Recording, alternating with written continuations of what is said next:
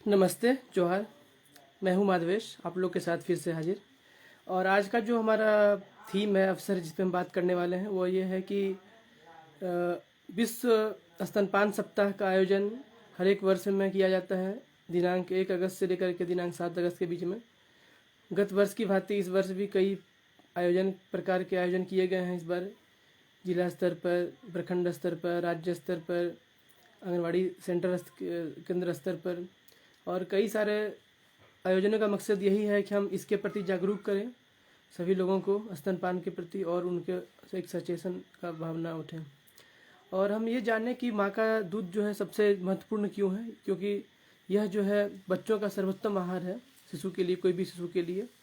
और अगर देखें अगर बच्चों के लिए क्या फ़ायदा है, तो अगर हम 4 बिंदु में अगर बात करें, सबसे पहली बात है कि ये बच्चे के निमोनिया, जो एक बहुत क्रिटिकल रोग है, बहुत एक गंभीर बीमारी है खास करके बच्चों के लिए, उस रोग से उसे बचाता है।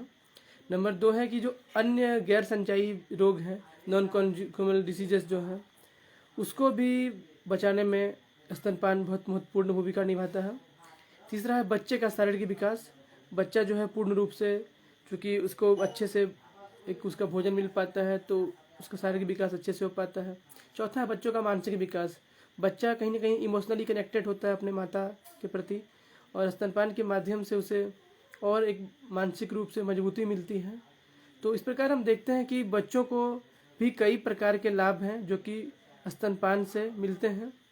अब हम बात करेंगे कि इवन जो माताएं हैं, धात्री माता, उनको भी क्या फ़ायदा है। तो उनके साथ भी क्या है कि उनको एक बहुत बड़ा एक रिलीफ मिलता है ये स्तनपान से। उनका एक जो प्रेशर उनके अंदर रहता है, एक जो फियर टाइप का होता है, खास करके विशेष करके जो पहली बार जब कोई गर्भवती माता, धात्री माता बनती हैं, तो उनको एक रिलीज ऑफ प्रेशर मिलता है बच्चे के स्तनपान के साथ ही साथ कई प्रकार के रोग जो आजकल भविष्य में बहुत ही गंभीर कभी कभी रोग होने वाले हैं, ब्रेस्ट कैंसर वगैरह, तो वो भी उससे भी बचाता है।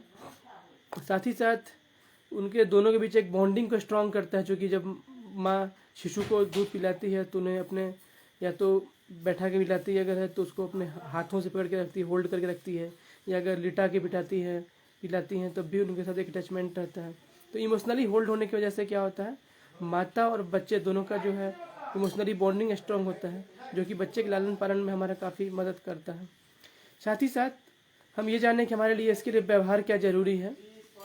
तो सबसे महत्वपूर्ण व्यवहार यह है, हमारा बिहेवियर ये होना चाहिए कि जन्म के 1 घंटे के अंदर हम प्रयास करें कि जैसे ही बच्चा का जन्म होता है, विदिन 1 आवर उसको पहली बार माता का दूध मिल जाना चाहिए। दूसरा स्टेप हमारा क्या है, यह है कि अगर बच्चा स्तनपान कर रहा है अच्छे तरीके से, तो कम से कम 6 माह तक केवल और केवल स्तनपान सिर्फ करना चाहिए उसे।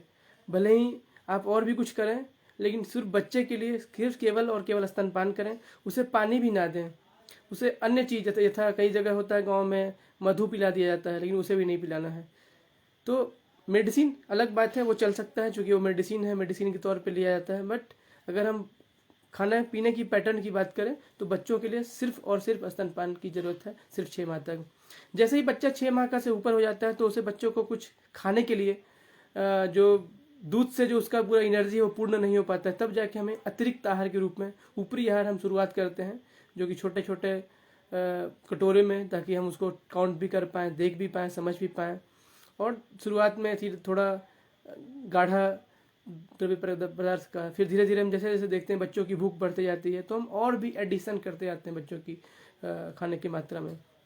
देन ये भी सुनिश्चित किया जाना चाहिए कि कम से कम 2 साल तक अगर आप प्रयास करें कि 2 साल तक बच्चों को स्तनपान का आदत बना रहे, तो बहुत बच्चे के लिए और बच्चे की माँ के लिए, दोनों के लिए बहुत बेहतर रहेगा।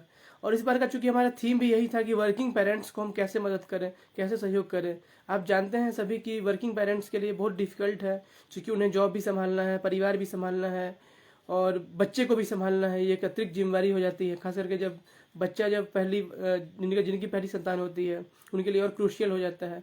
तो हमें उन्हें मोटिवेशनल रूप से उन्हें उत्साह बढ़ाना है, उन वर्किंग पेरेंट्स को स्पेशली, वर्किंग मदर्स को स्पेशली, कि वो फोकस रखें, कोशिश करें। अगर वो जॉब भी करते हैं, अगर वहाँ पॉसिबल है, अगर क्रेच की सुविधा है, तो बच्चे को साथ लेके जाएं, या उनके साथ में कोई और लोग जा सकते हैं, चाहे वो बच्चे के दादा दादी हो सकते हैं, दादा बच्चे की नाना नानी इत्यादि हो सकते हैं, तो वो भी उनके अगर साथ रहते हैं तो उस वर्किंग मदर को फ़ायदा होगा कि वो अपने बच्चे को टाइम दे पाएंगी, उन्हें अपना स्तनपान करा पाएंगी।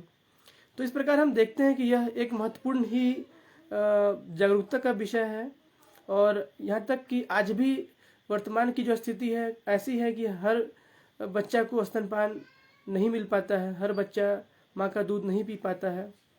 कुछ चाहे या तो भ्रांतियाँ हैं हमारे समाज में, या तो कुछ जगह में वास्तविक समस्याएं आ जाती है, या कुछ प्रैक्टिकल इश्यूज आ जाते हैं जिसकी वजह से उनको ये करना काफ़ी डिफ़िकल्ट होता है। परंतु फिर भी एक माहौल तो बदला है और हर साल के इस प्रोग्राम ने एक मोमेंटम छाया है।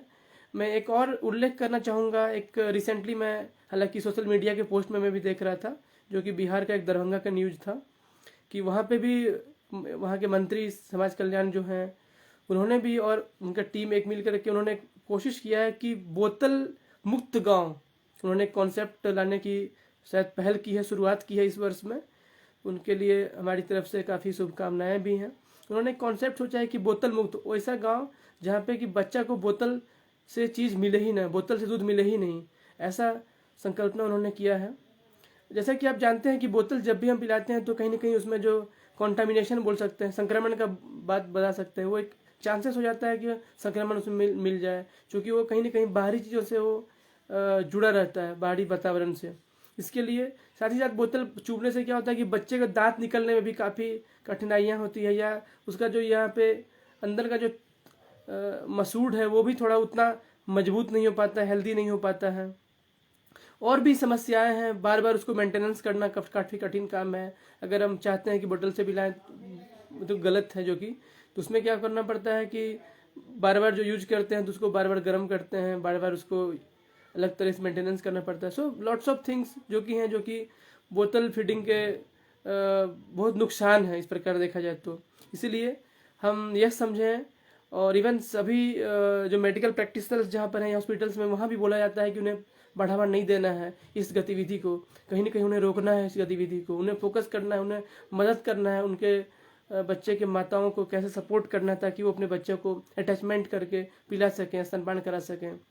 तो ये हमारा संदेश आप सभी के लिए है। मैं एज ए इंडिविजुअल लेवल पे भी प्रयास करूँगा कि आप लोगों के सामने ये जानकारी जाए एज ए मीडियम।